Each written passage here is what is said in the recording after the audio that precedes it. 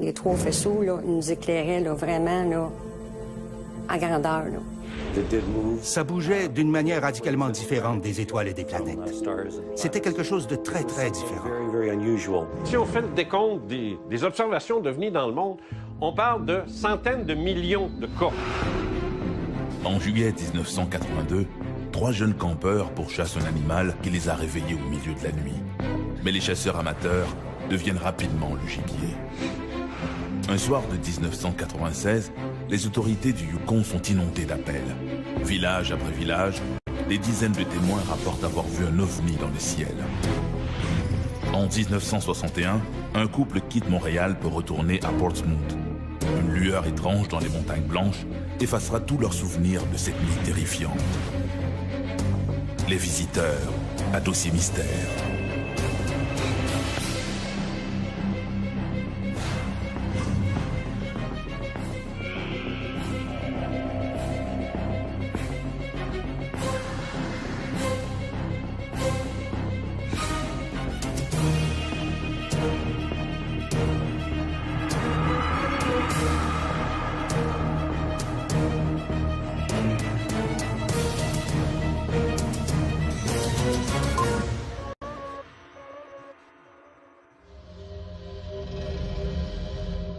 Sommes-nous seuls dans l'univers? Plusieurs regardent les étoiles en se demandant combien de mondes habités existe-t-il sur les planètes lointaines. Mais il arrive à l'occasion que ce qui attire notre regard vers le ciel, ce ne sont pas les étoiles, mais une étrange lumière qui se dirige vers nous. C'est précisément ce qui s'est passé pour une résidente de Sainte-Dorothée de Laval.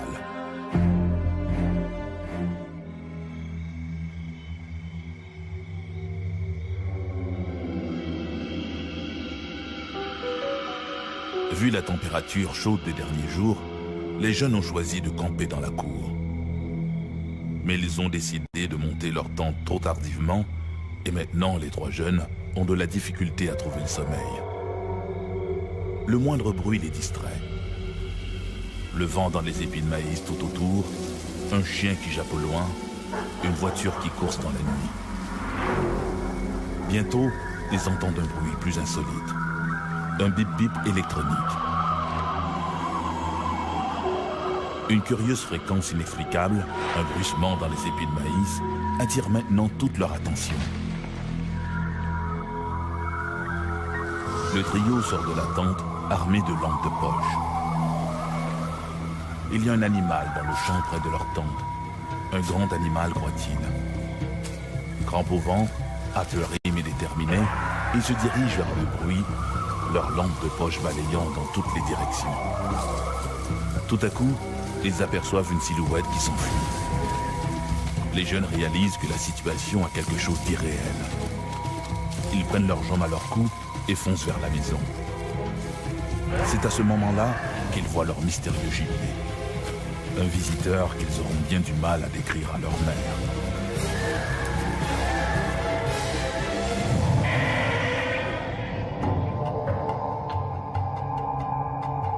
À partir des années 1950, les scientifiques, le public et les médias commencent à s'intéresser à la conquête de l'espace.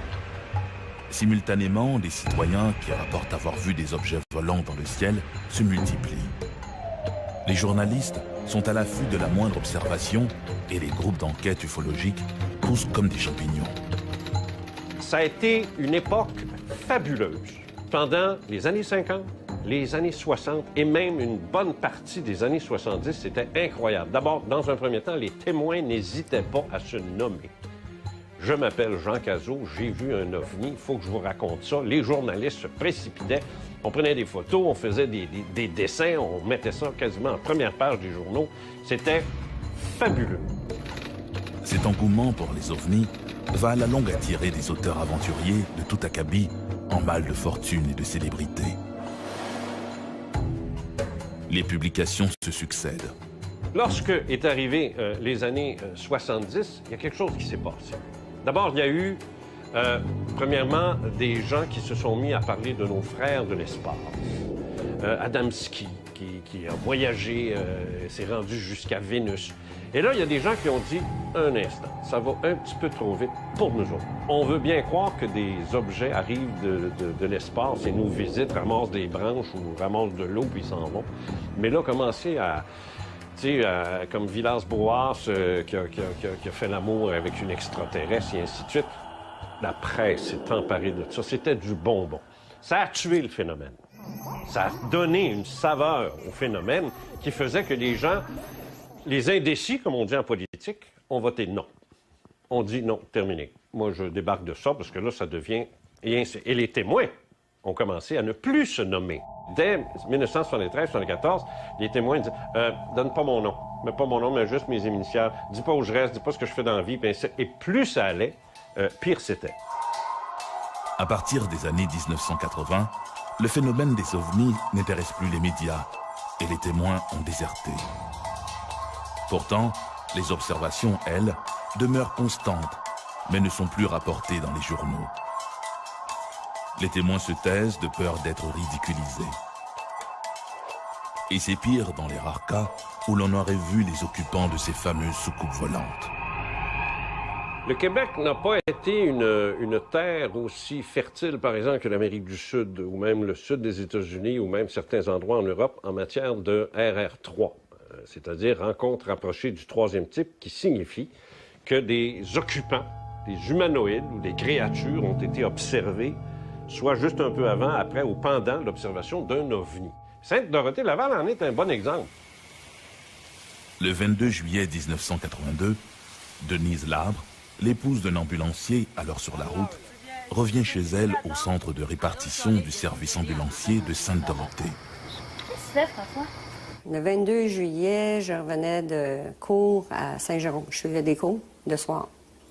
Et puis, en revenant, là, il fallait que je devais aller reconduire la gardienne à son domicile. Je voulais coucher ma fille avant. Là, les garçons étaient à la maison. Donc là, j'étais reconduit la gardienne, peut-être quoi, une demi-heure, trois quarts d'heure après. En l'absence de leur mère, les deux fils décident de monter une tente dans la cour. Après ça, quand je suis revenue, bien là, les garçons étaient à l'extérieur, puis là, ils voulaient absolument aller coucher dans la tente. Ils voulaient se monter une tente, puis aller se coucher dans la tente. T'as vu notre tente? On a quasiment fini.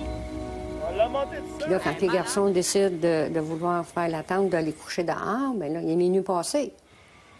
Ces jeunes sont ses fils François et Michel et leur ami Stéphane Lebeau. Fait que le plus jeune était avec moi à l'extérieur, accoudé à un véhicule d'urgence. Puis les deux plus vieux étaient à monter la tente à l'extérieur. Donc, il était peut-être aux alentours de minuit. De fil en aiguille comme ça, le plus jeune, il me dit « Ah, il dit, maman, il dit, regarde, il dit, dans le ciel, il dit, il y a une grosse lumière. » Ah, je dis, c'est pas grave, ça. Je dis, le corridor des avions, c'est ici, là. Regarde, c'est normal, là. Il y a des lumières. Il dit, non, non, non. Il dit, la lumière a grossi, puis elle s'en vient vers nous autres. Au fur et à mesure qu'il se rapproche, elle peut discerner des détails. Là, à un moment donné, non, c'était pas un avion, justement. C'était pas ça. Donc, plus ça allait, plus c'était gros. Puis là, on est là, puis là, on regarde, puis là, j'essaie de crier aux deux autres qui sont dans la tente en train de faire les lits, préparés. Puis là, je crie, mais je crie pas. Ça sort pas. C'est le coup. Mais à un moment donné, eux, ils l'ont vu parce qu'ils ont vu la lumière que ça a fait au-dessus de la tente. Fait que là, ils ont sorti, puis là, ils ont regardé, puis ils ont fait « Wow! » Et là, c'était comme... Ils sont venus vers moi, là, puis là, on est resté là pas mal longtemps. C'est rendu au-dessus de nous que là, c'est ces trois faisceaux-là. Puis en dessous de la sphère, les trois faisceaux, là, nous éclairaient, là, vraiment, là, en grandeur, là. Fait que, puis là, le plus jeune, il avait peur, c'est sûr. Fait que j'ai dit, non, non, non, non, regarde, si on bouge pas, il n'y a pas de problème, regarde, on va juste regarder, puis on bougera pas, puis on va juste admirer. Ça faisait aucun bruit, rien du tout. Pas de bruit pour réveiller quelqu'un. À moins que tu sois dehors ou que tu sois debout, puis tu regardes par la fenêtre, puis là, tu vois. Donc, en fin de compte, Là, à un moment donné, ça a commencé à plus bifurquer vers la droite. Puis là, quand ça a parti dans un ruisseau, puis ça a parti au-dessus. Il y avait des logements, 3 logements sur le côté de droite. Ça a parti au-dessus des logements. Donc là, j'ai dit au plus jeune, j'ai dit, tu as trop peur, tu veux pas aller coucher dans la tente? Viens-t'en avec moi dans la maison. Donc là, le plus jeune, il dit, non, non, non, il dit, je vais être correct, je vais aller coucher dans la tente. J'ai dit, de toute façon, je vais laisser la porte débarrée. Parce que si vous avez besoin d'aller au petit coin ou vice-versa, ou si vous avez trop froid, vous voulez vous coucher dans vos lits, il n'y a pas de problème. Donc, ils ont dit, non, c'est correct, OK, on va aller coucher dans la tente.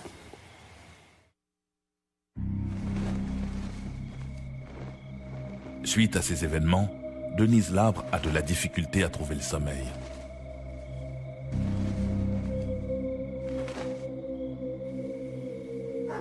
Étendus sur leur sac de couchage, les jeunes s'interrogent sur cet objet mystérieux. Tout le monde finit malgré tout par s'endormir. Vers 3 heures du matin, les garçons entendent des bruits curieux, comme des bip-bip électroniques. Inquiets, ils essaient de voir ce qui se passe à l'extérieur. Il n'y a apparemment rien d'anormal, sauf cette curieuse fréquence.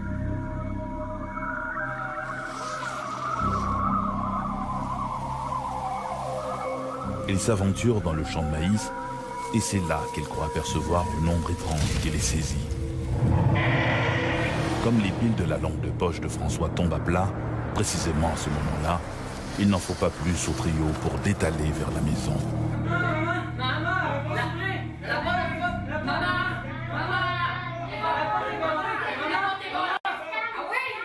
Quand ils sont rentrés, ils ont dit « Maman, t'as pas débarré la porte, elle ne voulait pas s'ouvrir. » Donc là, j'ai dit, sur l'effet de la panique, t'essayes d'ouvrir une porte, tu penses qu'elle est barrée, mais elle n'est pas.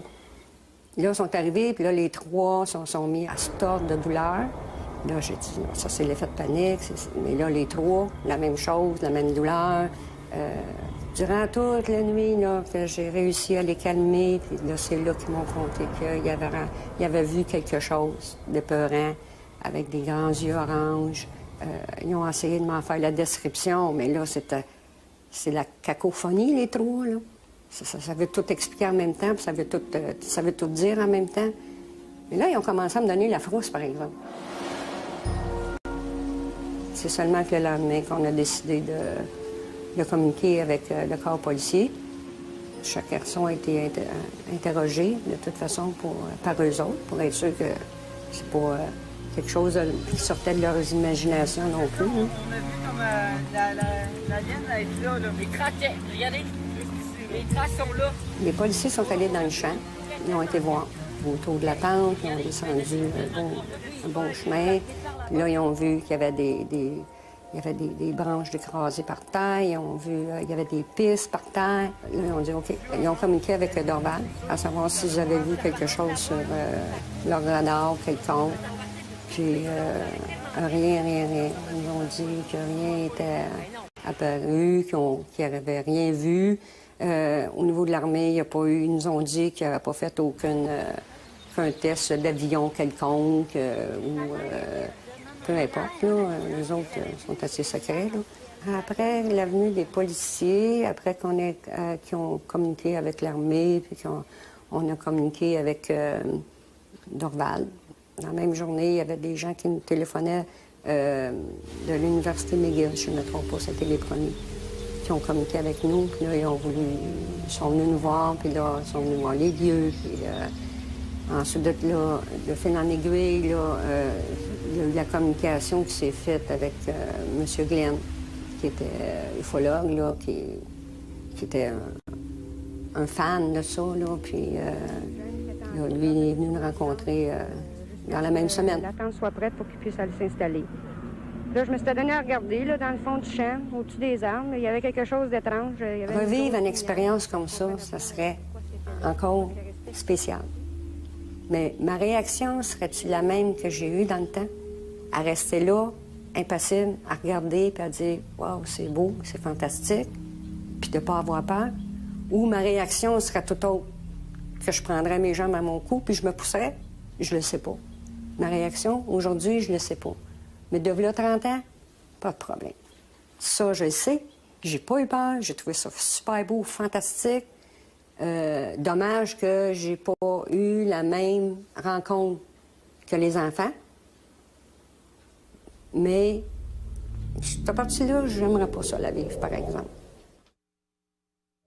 Voir un ovni au-dessus d'une zone densément peuplée, comme ce fut le cas dans l'affaire de l'ovni de Sainte-Dorothée en 1982, ou dans l'affaire de l'ovni de la place Bonaventure à Montréal en 1990, attire infailliblement les journalistes. Mais la plus extraordinaire observation d'ovni au Canada ne s'est pas produite dans une zone très peuplée. Et elle n'aurait probablement jamais été connue du public sans la ténacité d'un bureaucrate au Yukon.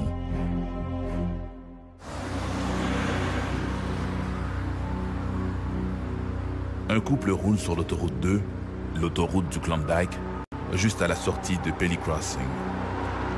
Soudain, ils remarquent toute une série de lumières blanches et oranges qui se déplacent en groupe. Au début, les témoins pensent à plusieurs avions volants en formation. Mais au fur et à mesure que les lumières se rapprochent, ils comprennent qu'ils n'ont pas affaire à un groupe d'objets, mais à un seul engin muni de lumière tout autour de sa partie centrale. L'engin se déplace trop lentement pour être un aéronef conventionnel. Pour mieux jauger ses mouvements, les témoins se rangent sur le bas-côté de la route. L'objet inconnu traverse l'horizon juste devant eux. Il est immense, plus grand qu'un jumbo jet. On dirait une espèce de sphère aplatie. Les témoins n'ont jamais rien vu de tel. Et ils ne sont pas les seuls. En cette soirée du 11 décembre 1996, ils seront des dizaines à observer cet engin inconnu. Un engin que l'on croirait sorti tout droit du film, La rencontre du troisième type. Le 11 décembre 1996, 4 personnes roulent en direction nord, près du village de Carmack, au Yukon. Il est un peu plus de 19 heures. C'est à ce moment-là qu'ils observent une série de lumières inhabituelles qui traversent le ciel. Ils ont l'impression que ces lumières sont accrochées à un objet gigantesque et sombre dont ils ne devinent que la silhouette. À quelques kilomètres de là, à Carmack, un autre groupe de gens s'installe pour regarder la télévision. L'un d'eux remarque, par la grande baie vitrée, la présence d'un chapelet de lumière rouge, jaune et orange. Au nombre des témoins, 2 jeunes enfants regardent le spectacle, convaincus qu'il s'agit du Père Noël et de ses rennes volants. L'un des cas les mieux documentés de l'histoire canadienne s'est produit en décembre 1986. Ce qu'il y a de remarquable, c'est qu'autant de gens aient vu un objet franchement inhabituel, et mieux encore, que tous ces témoins l'aient observé indépendamment les uns des autres. Une femme et son frère roulent le long de la Klondike Highway quand ils aperçoivent au loin des lumières qui évoluent en silence dans le ciel. Je revenais de Whitehorse avec mon frère et nous approchions de la route de Pelly, à quelques kilomètres de Pelly. Lorsqu'il a regardé de côté et s'est exclamé « Holy shit !» Il regardait vers le ciel, alors j'ai suivi son regard et j'ai aperçu une sorte d'amas d'étoiles et j'ai immédiatement réalisé qu'il s'agissait d'un vaisseau. En fait, ça voyageait à très, très basse vitesse et je pouvais l'apercevoir au-dessus des collines qui passaient devant la Grande Ourse. C'était de la même taille que la Grande Ourse. À peu près au même moment, un autre automobiliste s'arrête dans l'accotement afin de pouvoir mieux observer le phénomène lumineux auquel il assiste depuis déjà quelques minutes. L'objet, qui passe bientôt au-dessus de l'homme, ne présente qu'une structure lisse, sans renflement ni aspérité. Seule cette puissante lumière blanche est visible sous la base.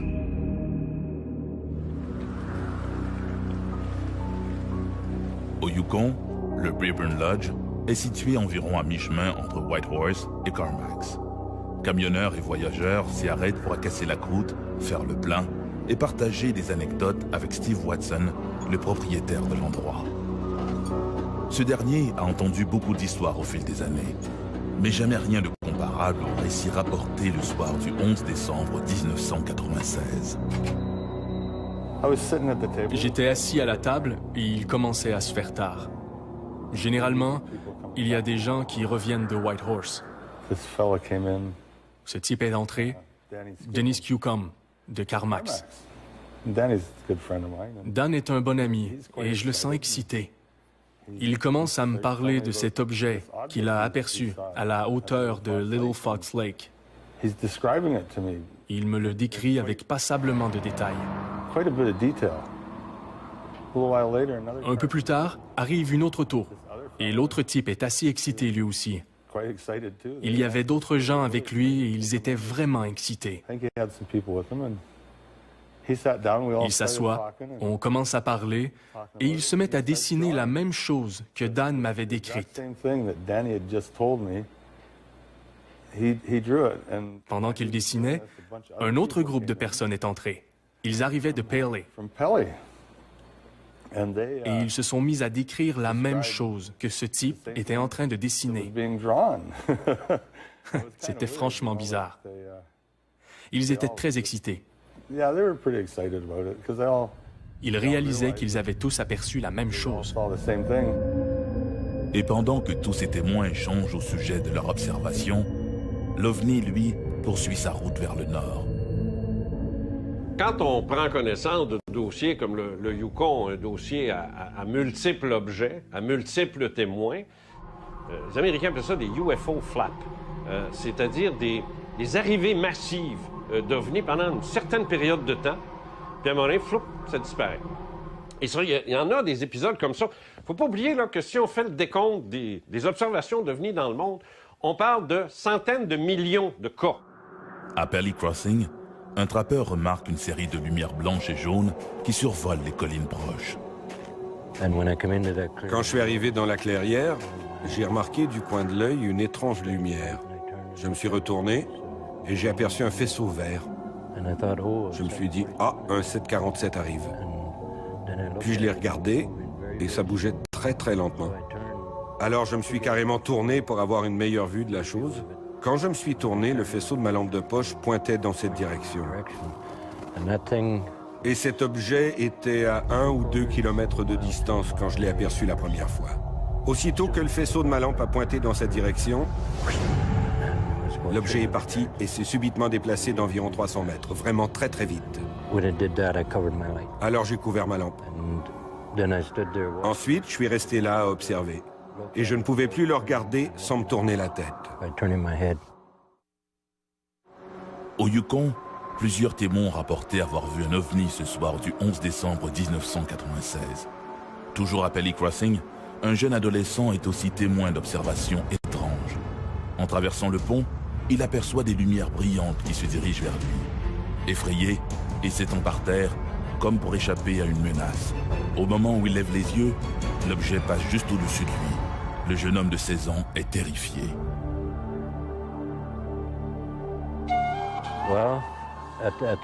À ce moment, j'étais surtout émerveillé. Cette chose pouvait bouger en silence. Aucun bruit de moteur, comme si ça flottait. Et d'après ce que je comprends de l'aérodynamique, on ne peut pas faire ça. Alors je me suis dit, c'est fabuleux. Puis après que j'ai quitté le lieu, je me suis dit, pourquoi est-ce que j'ai caché le faisceau de ma lampe? J'aurais peut-être pu monter là-dedans et leur rendre visite. Je dirais que nous l'avons observé durant quelques minutes, puis les lumières ont fait bling, bling, bling sur différentes sections du vaisseau spatial, puis il est disparu. On ne pouvait plus le voir du tout.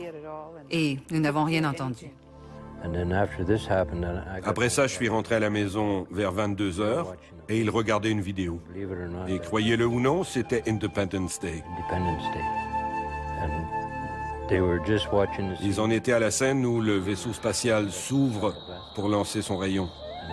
Je suis rentré tout excité et je leur ai dit « Vous ne devinerez jamais ce que j'ai vu ». Et je leur ai raconté mon histoire. Tout le monde s'est mis à avoir peur. Durant une bonne semaine, les petits-enfants ont refusé de sortir.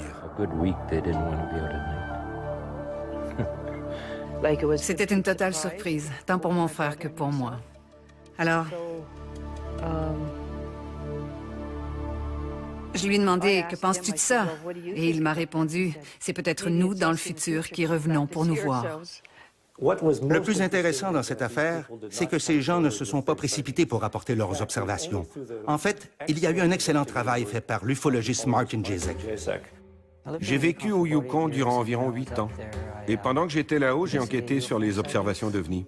C'était très bien. Ça m'a permis de rencontrer beaucoup de gens et d'étudier des cas très intéressants. Avec la minutie d'un détective, il va retrouver pas moins de 31 témoins. Selon lui, l'OVNI n'était pas un aéronef conventionnel, mais plus vraisemblablement un engin d'une technologie non humaine. Non conventionnel, qui bouge très rapidement, qui ne fait pas de bruit, qu'on ne peut expliquer autrement que par une technologie qui n'appartient pas à notre monde. Martin Jezik a été incapable d'arriver à quelque conclusion que ce soit concernant la nature de cet objet. On a vérifié auprès des autorités militaires canadiennes qui ont affirmé qu'il n'y avait rien dans cette zone à ce moment-là. Les observateurs ont tous affirmé qu'il ne pouvait s'agir ni d'un avion, ni d'une montgolfière. Ce n'étaient pas des étoiles ou des planètes non plus parce que ça bougeait d'une manière radicalement différente des étoiles et des planètes. C'était quelque chose de très, très, très différent. Nous ne savons pas si c'était une soucoupe volante en provenance de Mars ou de Vénus, mais c'était quelque chose de franchement inhabituel. Qui sait si c'est de fabrication humaine ou extraterrestre? Mais en bout de ligne, ils ont bien vu ce qu'ils ont vu. Cette région est réputée pour les observations de trucs inexplicables qui y sont faites. Alors qui sait? C'est peut-être une hallucination collective, mais j'en doute. L'hallucination collective, ça n'existe pas. C'est un mythe, c'est une invention. Pour qu'elle soit vraie, l'hallucination collective, n'en déplaise aux sceptiques, il faudrait qu'on prouve que la télépathie existe. Ce serait la seule façon de dire « J'ai vu quelque chose, je te l'ai transmis télépathiquement et je l'ai fait à la communauté qui était présente sur les lieux. Ils ont tous vu la même image que moi. On vient de prouver la télépathie le jour où on prouvera l'hallucination collective. » Ce sera déjà un bon bout de fait. Les autorités canadiennes n'ont jamais enquêté sur le cas, que ce soit par la GRC, les Northern Rangers ou qui que ce soit, à notre connaissance. Mais Martin Jezik a rédigé un rapport qu'il a remis à tous les membres de l'Assemblée législative du Yukon. Je l'ai expédié à tous ceux qui en faisaient la demande, à Louis Hardy, premier ministre à l'époque, au quartier général de la GRC à Whitehorse, au DND à Yellowknife, ainsi qu'à plusieurs communautés. Et essentiellement, ce que je demandais, c'était qu'il y ait un échange d'informations sur ce cas. Au bout d'un an, nous avons reçu une réponse de la Défense nationale qui nous informait qu'on avait remis le rapport à un groupe d'ufologistes au Manitoba qui agit en quelque sorte comme une centrale de collecte d'informations en ce qui a trait aux observations d'OVNI. Mais ce n'est qu'une organisation similaire à la nôtre. Finalement, nous avons tourné en rond et il n'y a eu aucune reconnaissance officielle. Depuis l'incident de Roswell en 1947, le sujet des ovnis a suscité la controverse et a donné naissance à plusieurs théories de conspiration quant à la véritable nature de l'objet qui s'est écrasé. Ce serait une grave erreur de dire que le phénomène OVNI date de 1947, le 24 juin, ou même 1946, comme certains disent en Scandinavie, avec les Foo Fighters et des choses du genre, ou même pendant la guerre, 1945. Ce serait une erreur, parce que qu'est-ce que c'est 1947, dans le fond? C'est la découverte par les gens du phénomène OVNI. Ça, c'est une autre affaire. Découverte collective. Pourquoi? Parce qu'évidemment, on a la radio maintenant. Ce qu'on n'avait pas autrefois. Là, on a la radio, la télévision qui s'en vient de plus en plus. Alors, dans les années 50, c'est très clair là, que maintenant, c'est la médiatisation du phénomène OVNI qui a commencé en 1947. Personne n'en parle parce que les gouvernements refusent d'admettre que la chose existe. Les gouvernements aiment se percevoir comme s'ils étaient nos parents. Ils nous rassurent en nous disant que tout va bien, que tout est sous contrôle. Admettre une telle histoire reviendrait à admettre que tout n'est pas sous contrôle. Le lendemain, je me suis rendue au bureau de poste et il y avait un agent de la GRC. Je lui ai dit, hier, j'ai vu ce gros ovni qui nous a survolés hier soir. Et il m'a répondu, c'était pas un ovni, c'était un météorite qui se fractionnait. Alors je lui ai répondu, eh bien, j'espère que tu ne te trompes pas parce que si tu as raison, sache qu'il y avait quelqu'un derrière le volant qui conduisait. Sommes-nous seuls dans l'univers? Était-ce un ovni que tous ces gens ont vu?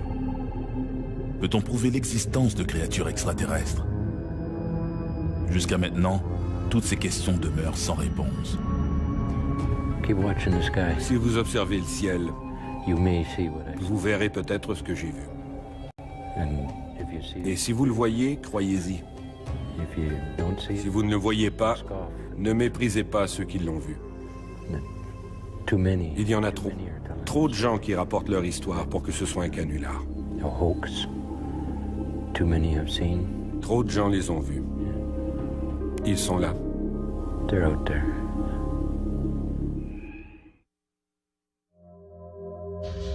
3 millions d'Américains croient avoir vécu une expérience insolite, suggérant qu'ils auraient peut-être été enlevés par des extraterrestres.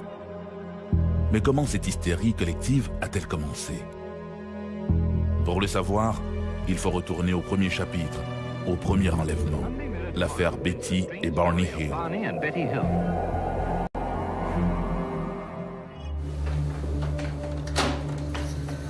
Le docteur Benjamin Simon procède à la séance d'hypnose. Son patient, Barney Hill, consulte depuis quelque temps avec sa femme Betty, car le couple vit des difficultés sans arriver à mettre le doigt sur le problème. Chacun est donc hypnotisé individuellement.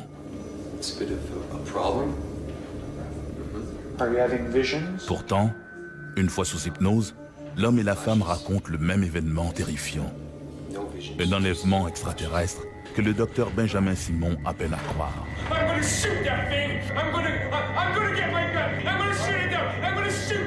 Ces séances de transe hypnotique, imposées à Barney et Betty Hill, donneront naissance au premier cas d'enlèvement et bouleversera le monde de l'ufologie. L'affaire Betty et Barney Hill débute dans la soirée du 19 septembre 1961. On est en présence ici d'un couple interracial. Elle est blanche, lui est noir, ce qui est relativement rare au tout début des années 1960 quand on sait la ségrégation qui sévissait alors aux États-Unis. À la suite d'un séjour aux chutes du Niagara, Betty et Barney Hill quittent Montréal afin de regagner leur domicile de Portsmouth, au New Hampshire. Le 19 septembre 1961, mon mari Barney et moi-même étions à Montréal. Nous avons écouté un bulletin météo qui annonçait qu'un ouragan remontait la côte Est et frapperait probablement notre ville de Portsmouth. Alors nous avons décidé de retourner à Portsmouth afin d'arriver avant l'ouragan. Barney Hill et sa femme Betty s'engagent donc sur la route nationale 3 qui mène au cœur du parc national des Montagnes Blanches.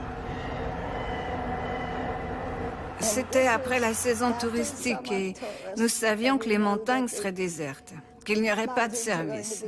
Alors, nous avons passé la frontière et nous avons fait un arrêt à Colebrook pour faire le plein et manger un morceau. Ainsi, nous savions qu'il était environ 22 heures lorsque nous avons quitté Colebrook. Au moment de quitter le restaurant, Barney estime qu'il devrait arriver chez eux entre 3 heures et 4 heures du matin. Étant bien reposé, il se sent d'attaque pour faire le trajet sans arrêt jusqu'à destination. La nuit était claire, le ciel dégagé, la lune brillait et allait être pleine quelques jours plus tard. Nous conduisions à travers les montagnes lorsque j'ai aperçu une nouvelle étoile dans le ciel. Et pendant que je la regardais, elle devenait plus grosse et plus brillante. Et la première chose à laquelle j'ai pensé, c'était que c'était une comète sur le point de frapper la Terre. Alors nous avons arrêté l'auto afin de mieux regarder. Un peu au sud d'Indian Head, Barney Hill décide de descendre de sa voiture et, armé d'une paire de jumelles, il s'avance à travers champs pour mieux détailler cet objet qui se trouve à ce moment-là à la hauteur de la cime des arbres. C'est passé devant nous, puis ça a changé de direction. Et c'est passé devant la Lune. Et nous avons aperçu des lumières multicolores qui l'entouraient. Puis ça a tourné et commencé à se diriger vers nous. Alors nous avons repris la route vers le sud et nous avons roulé environ 30 000. Nous n'avions aucune idée où se trouvait cet engin. Il voit une espèce d'engin formé de 2 crêpes, l'une sur l'autre, avec des hublots carrés. Et au moment où il observe, il voit des ailes delta qui se déploient derrière l'objet. Derrière ces fenêtres carrées, il observe une sorte d'équipage, une dizaine de créatures dont l'une semble le regarder avec énormément d'intensité. J'ai baissé la vitre et j'ai agité la main en disant « Hi ». Et environ un demi-mille plus au sud, ils ont survolé l'autoroute et se sont arrêtés. Mon mari avait fait la Seconde Guerre mondiale, alors il est sorti pour identifier l'appareil. Avant leur rencontre avec un ovni, Barney était un sceptique avoué. Il a dit que si quelqu'un lui avait dit que les ovnis existent, jamais il ne l'aurait cru. Betty, quant à elle, était un peu plus ouverte. Même si elle n'avait jamais lu un ouvrage sur le sujet, elle croyait qu'il était possible qu'ils existent. Il a pris les jumelles et s'est dirigé vers eux. En levant les yeux, il a aperçu un groupe d'hommes derrière une fenêtre qui le regardait. Consciemment, il s'est rappelé qu'ils portaient des uniformes noirs lustrés. Et toujours consciemment, il se souvenait qu'il y avait quelque chose à leur propos qui n'était pas humain. Et à ce moment, une sorte de structure en forme de nageoire s'est ouverte de chaque côté de l'appareil, avec une lumière rouge au bout des nageoires, et l'appareil s'est mis à descendre. Barney a eu l'impression qu'ils allaient tenter de le capturer. Pris de panique, il retourne à la voiture et redémarre à toute vitesse. C'est à cet instant qu'ils entendent une série de bip bip bip, un son semblable à un signal électrique, décrira plus tard Betty. Le couple glisse alors dans un état de léthargie. Ils ont l'impression de quitter la Nationale 3 et de s'engager sur la route 175, une voie secondaire qui serpente à travers les montagnes. Tout est flou et les images semblent déformées et imprécises. Quelques minutes plus tard, le couple a l'impression de ressortir de cette léthargie. Du moins, ils ont l'impression que quelques minutes seulement s'est écoulé. Mais en regardant sur le bas-côté de la route, ils voient un panneau routier indiquant Concorde 17 miles. Ce qui signifie qu'il y a une cinquantaine de kilomètres le long de la Nationale 3 dont le couple ne garde aucun souvenir. Lorsqu'ils arrivent chez eux, Betty et Barney Hill constatent qu'il est un peu plus de 5 heures, ce qui signifie qu'ils arrivent 2 heures plus tard que prévu. Il y avait également des preuves physiques que quelque chose s'était passé, mais ils étaient incapables de les expliquer en termes clairs. La robe de Betty était impeccable lorsqu'elle l'avait mise le matin du 19 septembre 1961. Mais lorsqu'elle l'a retirée au matin du 20 septembre 1961, elle était déchirée à 3 endroits. Et Betty était incapable d'expliquer pourquoi. Le dessus des chaussures de Barney était si râpé que, après cet événement, il ne les a plus mises que pour faire des travaux de jardinage. C'était un homme très méticuleux en matière de tenue vestimentaire. Leur montre avait cessé de tourner et n'allait plus jamais fonctionner. La courroie des jumelles que Barney portait autour du cou et qu'il avait utilisée lors de cette rencontre était brisée, une courroie de cuir. Et il y avait des taches brillantes sur le coffre de la voiture, des taches qui n'étaient pas là la veille. Au début, nous nous sommes rappelés avoir vu l'homme sur la route, mais nous ne pouvions pas aller plus loin. Alors nous retournions sur les lieux environ une fois par mois, en nous disant que si nous pouvions retrouver l'endroit où nous avions vu l'homme sur la route, nous pourrions nous rappeler ce qui s'était passé. Et nous commencions à retrouver des parcelles de souvenirs, mais rien de vraiment concluant. Puis la santé de Barney a commencé à décliner et, comme il ne répondait pas aux médicaments, son médecin l'a référé à un psychiatre. Et un jour, Barney lui a raconté que nous roulions au nord, dans les montagnes, en recherchant notre endroit, et que nous avions rencontré toutes sortes de gens qui avaient eu diverses sortes d'observations d'ovnis, mais personne ne savait où était cette montagne. Alors il nous a référés au docteur Ben Newman Simon de Boston. Et nous avons commencé des séances d'hypnose médicale. Quand l'affaire Betty Hill est sortie, en même temps, on a découvert, un peu trop tôt, je dirais, dans l'histoire de l'ufologie, on a découvert aussi la capacité, par l'hypnose, d'aller chercher des informations qui manquaient. Ben Simon a hypnotisé Betty et Barney Hill séparément. Et à la fin de chaque session, il leur imposait une forme d'amnésie. Pendant que l'un se faisait hypnotiser, l'autre attendait dans une chambre insonorisée où un air de musique classique jouait à tue-tête. De cette manière, il s'assurait qu'il ne pouvait y avoir aucune contamination de l'information entre les deux. I want to wake up. You're not going to wake up. You're in deep sleep. You're comfortable, relaxed. This is not going to trouble you. This creature, this leader is telling me something. How? How's he getting it to you? I can see it in his face. Do you see his lips move? Yes. No, his lips aren't moving. He's looking at me. What did he tell you? Stay there and keep looking. Just stay there, he's saying to me. It's all right. pounding in my head. Just all right. Pull the binoculars away. God, give me strength. All right. Pull them down. Run! Pull these binoculars down and run! God! All right. Calm down. Calm down.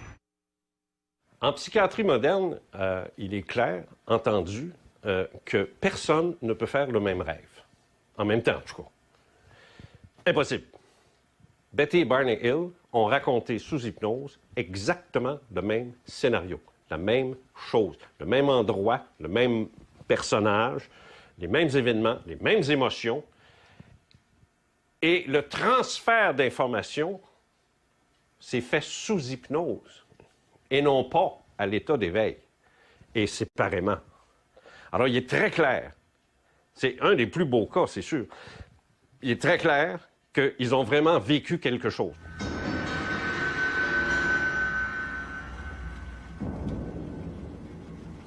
Go on. And he said, just a simple test won't hurt me. And I asked him what. And he said he just wants to put it in my navel. And it's just a simple test. I didn't hear that. To empty eyes. Did they make any sexual advances to you? Nous avons vu ce que nous avons pris pour le coucher de la Lune. Puis nous avons vu un groupe d'hommes sur la route qui nous barrait le chemin. Il a arrêté la voiture et le moteur s'est étouffé. Ils se sont approchés, nous ont fait sortir de la voiture et ont emprunté un sentier dans les bois. Tout ce qu'ils voulaient faire, c'était un simple test afin de découvrir à quel point génétiquement nous étions semblables.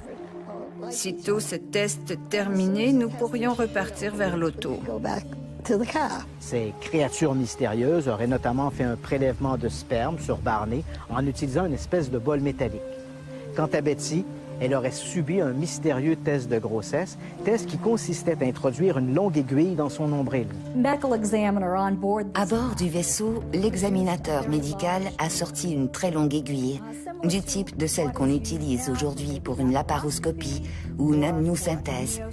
Et cette aiguille a été enfoncée dans l'abdomen de Betty, provoquant une douleur atroce.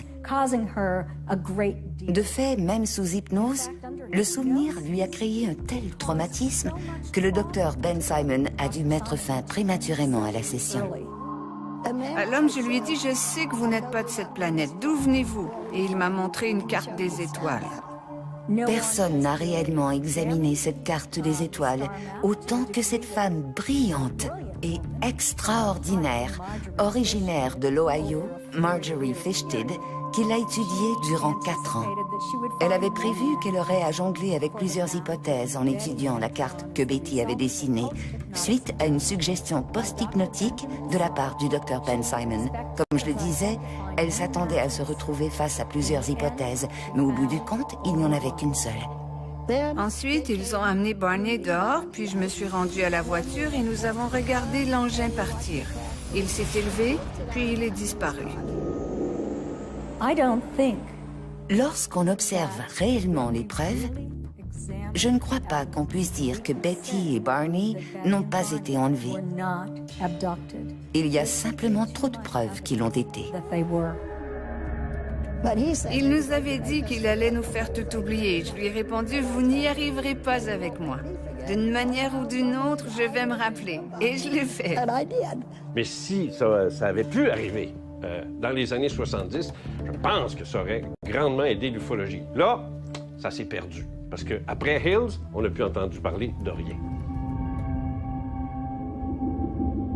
Chaque année, on enregistre des dizaines de récits d'observations d'OVNI impossibles à associer à un phénomène météo connu ou à un nouveau prototype militaire. Ces témoignages défient toute explication rationnelle. Pour ces témoins, la question est maintenant de savoir combien de mondes lointains ont déjà pris contact avec nous.